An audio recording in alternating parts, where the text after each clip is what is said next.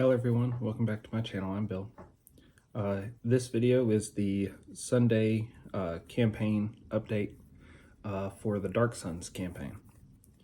So without further ado, let's dive in to see what all me and my friends got up to adventuring in the undergrounds of Darksun. Where we last left off, we had just finished defeating a bunch of oversized orc raiders that had been raiding a bunch of gnomes in the town we had first discovered when we made our way into this Underdark Lake area. So we're now on our 2-day voyage back. Once we make it back to the gnome village and get on the shore and start walking around,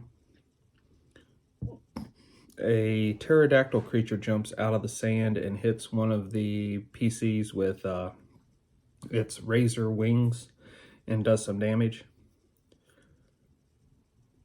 I don't remember if it was that one or the next time it did it. At one of the points it rolled a 1, and so instead of being able to dive back into the sand, it was on the surface. Anytime that happened, we just ganged up on it and made sure that it could not survive to continue harassing us. And there were 3 of these creatures total after the combat really started ramping up. We managed to take out 2 pretty quickly. The third one was a little bit harder because it didn't stay on the surface. It actually made most of its rolls. So we had to wait until we could get attacks of opportunity or our ready actions would activate. And we used a lot of ready actions in that combat.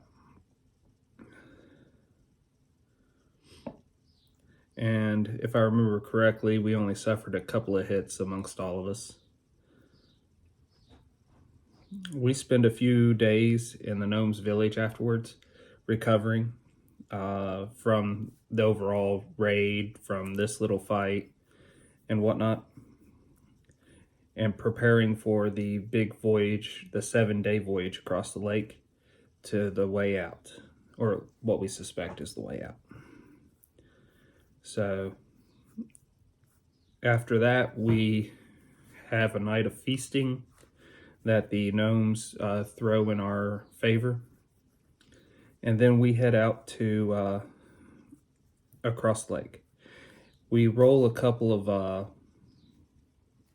I'll put it as minor encounters because we didn't actually have to fight anything along that trip. But we see some shadows, some reflections in the water, some colors at different points as different things were investigating us. We really didn't want to fight anything because hardly any of us have a decent swim score. Not to mention that if Ort fell in the water, he's wearing armor, his swim score would be penalized heavily. So, but we do make it across the 7-day trip, and we make it to that beach area. As we explore the beach area, we see corpses littering the area that are, some are known, and some are the different raiders that we had just dealt with. And these guys have been long dead, of course. And we're exploring that everything. We come across 2 different areas. We could go into a mushroom forest, or we could go up a narrow corridor. Once we went up that corridor, that trail, it opened up into a bigger room, and then there was, in the distance, 3 rings of walls total. The first wall was like 10 feet tall, the second wall's 20 feet tall, the third wall's 50 feet tall, something like that. Well, we get shot at by a ballista, so we retreat. The thief decides to go sneak in and gather some information. I say thief, but I think his class is really assassin. This is our little kobold.